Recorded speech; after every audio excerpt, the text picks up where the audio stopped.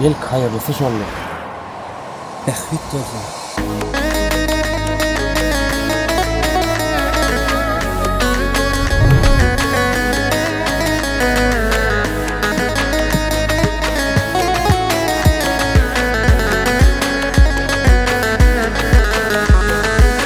Seni taşlaman diyenler ürkütüler yekeli, derdini paylaşanlara geri dönme attı derdini.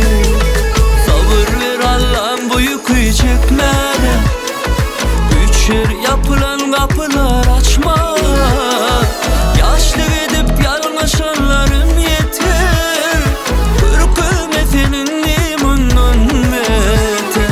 Belki hayırlısı şondur behrik bulsun, on yerini inne başka adım dolsun. Derdi veren Allah'ım dermanının biri, ol sen üçün inni bir geçilen yol. Belki hayırlısı şondur behrik bulsun, on yerini inne başka adım dolsun. Derdi veren Allah dermanının biri, ol sen üçün inni bir geçilen yol.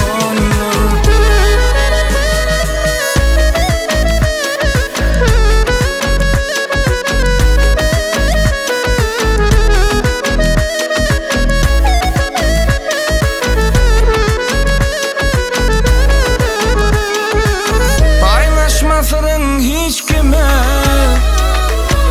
içinde sakla barını. Her gülün ün yetenlere yüz verip dökme barını. Sabır ver Allah'ım, bu yükü çekmede. Üçer yapılan kapılar açma, yaşlı gidip yalnızanlarım yeter. Ürkülmeğinin limunun beter. Belki hayırlısı şondur behrik bulsun, on yerini inne başka adım